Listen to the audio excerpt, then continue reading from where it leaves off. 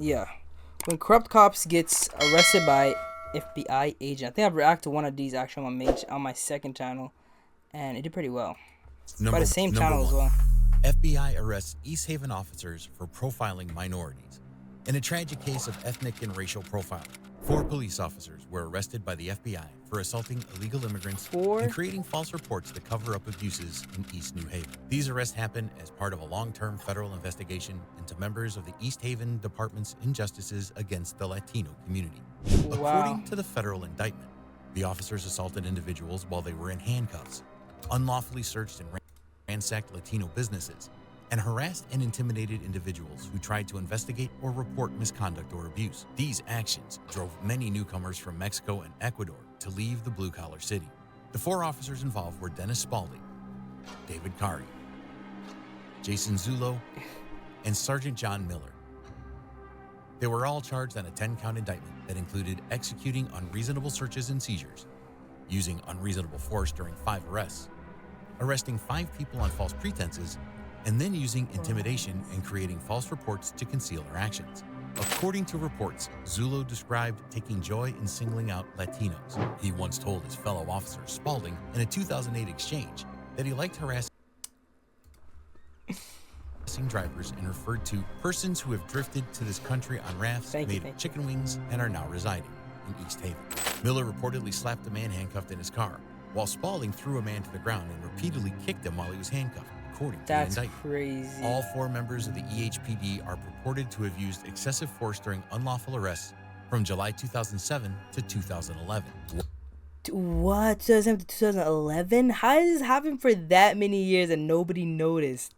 One federal official even called these officers a cancerous cadre of bullies with badges. Damn. There are also allegations in the indictment report that Sergeant Miller didn't always follow orders. He did not always follow the chain of command and circumvented his direct supervisor and reported directly to a leader in the EHPD identified only as co-conspirator 1. The indictment also says Miller reported to a police department leader described as a co-conspirator 1 who blocked efforts by the police commission to investigate Miller's misconduct. Spalding and Kari were found guilty of conspiracy against rights, deprivation of rights for making arrests without probable cause, and obstruction of a federal investigation for preparing false reports to justify the false arrests. In addition to that, Spalding was also found guilty of the use of unreasonable force by a law enforcement officer. On July 23, 2014, Spalding was sentenced to 60 months of imprisonment, while Kari was sentenced to 30 months of imprisonment on January 21st. Zulo pleaded guilty to obstructed stemming from his filing of a false police report in order to prevent a possible excessive force investigation. He was sentenced to 24 months of imprisonment on December 16, 2013. Miller pleaded guilty to depriving an individual of his rights to be free from the use of excessive force by a law enforcement officer. Judge Thompson credited Miller for his cooperation in the investigation and prosecution of this matter and imposed a sentence below the recommended sentencing guidelines range of 12 to 18 months of imprisonment. In 2014, Miller was sentenced to only 4 months of imprisonment, followed by 2 years of supervised release. He was also ordered to pay a $3,000 fine. Thankfully, these disgraced officers were all punished. I mean, the next story deals with the case of 2 4 months below the recommended sentencing guidelines range only of 12 4 to 18 months of imprisonment. In 2014, what was even the point of this? Miller was sentenced to only 4 months of imprisonment, followed by 2 years of supervised release. He was also ordered to pay a $3,000 fine. Thankfully, these disgraced officers were all punished. The next story deals with the case of 2 narcotics officers who ended up becoming what they were supposed to stop.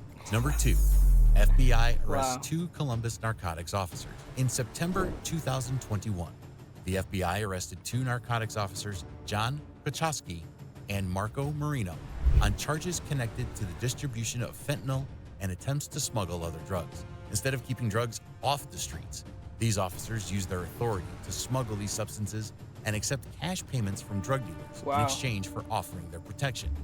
According to the U.S. Attorney's Office of the Southern District of Ohio, they were involved in a conspiracy for the sale and distribution of around 8 kilograms of fentanyl.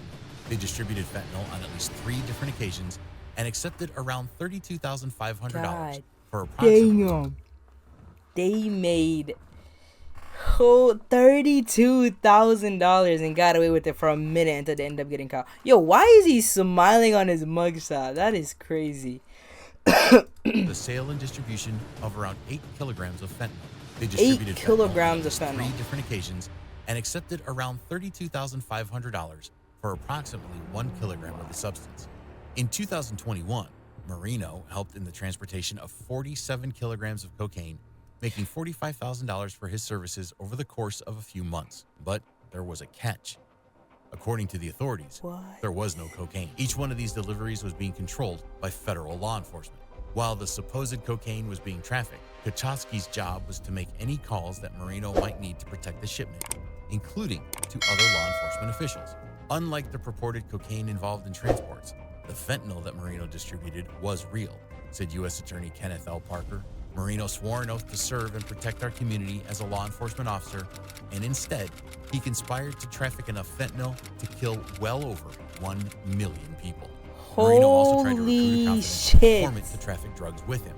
He conspired to traffic enough fentanyl to kill well over 1 million people. Marino also tried to recruit a confidential informant to traffic drugs with him. Wow. He promised that person that he would protect him if law enforcement ever tried to investigate him. The documents also show Marino intended to gain citizenship in Mexico as part of a plan to launder drug proceeds. Federal authorities had been on Marino's trail for months. Undercover He was on his motherfucking Heisenberg. That is crazy. Holy shit. agents disguised themselves as drug dealers and met with Marino on multiple occasions to pull off fake drug deals. Finally, in September 2021, Marino was arrested by the FBI. Wow. He implicated Kachowski in his statement to the authorities and told them that they made an even split from the cash made from their business.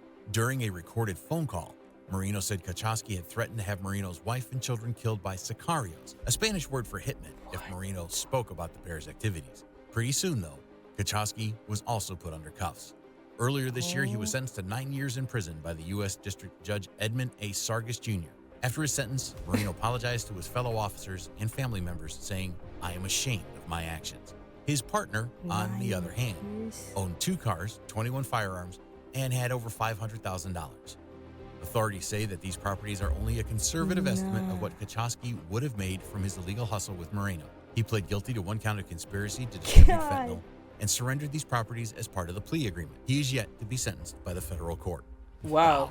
This story is truly one heck of a ride. Yeah. But things get even crazier in the next case, where a troublemaking Hialeah officer gets caught for selling other people's IDs in exchange for gifts. Number 3, FBI catches cop on corruption charges. Back in 2017, a police officer named Raul Castellon from the Hialeah Police Department was arrested by the FBI on charges of federal corruption and identity fraud. But he wasn't acting alone. There was another person involved, a woman named Naylin Gonzalez-Diaz. Together, the duo ran a whole scheme that benefited them both. But now, they both found themselves indicted. The whole scheme played out with Castellon using his position as a police officer to access confidential information in a database called the Driver and Vehicle Information Database, DAVI. This database contained sensitive information about people's identification, their driver's license numbers, social security numbers, and dates of birth. Castellon allegedly used this information for his own gain, taking screenshots of the data and giving it to his accomplice, Naylin Gonzalez-Diaz. In exchange for the information, Gonzalez-Diaz would reward him with gifts. Then comes in Gonzalez-Diaz. She, along with some of her other co-conspirators. Gifts? She was probably making a hell of a lot of money, and she was just giving him gifts.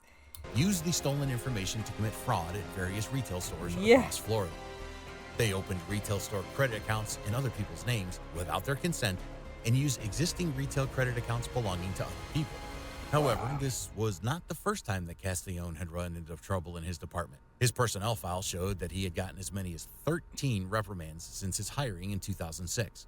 He has been involved in 5 traffic crashes, suspended 4 times, and was the subject of 5 internal affairs investigations. After this video, I got you, Ken. After this video, showed that he had gotten as many as 13 reprimands since his hiring in 2006. He has been involved in 5 traffic crashes, suspended 4 times, and was the subject of 5 internal affairs investigations, although he was cleared of 4 of them.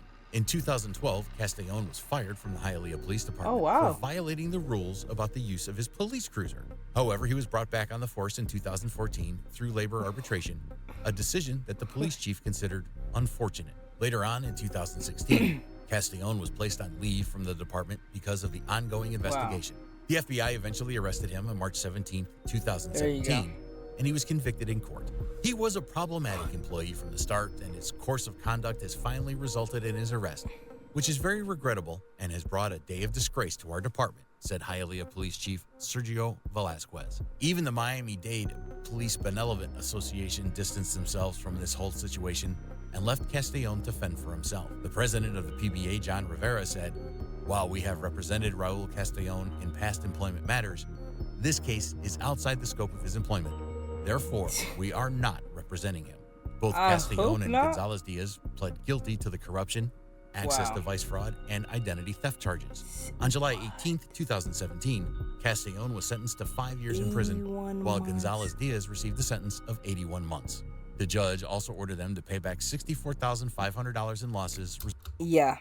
Wow. You're raps. That is raps for both of them. Castellon was sentenced to 5 years in prison, while Gonzalez-Diaz received a sentence of 81 months. The judge also ordered them to pay back $64,500 in losses resulting from their criminal activities. If you want to support the channel, please subscribe. Yes, subscribe. Wow, that's actually crazy though. Holy sh! 5 years in prison and also having to pay back $64,000. I mean, they both deserve it though, to be fair. They both deserve that. That is... Oh my god, identity fraud is one of the most annoying things to deal with as a person. Think about that. If this happened to you, he stole your information and then she used it to make thousands of dollars off of you. That's crazy. I'll see you guys next video.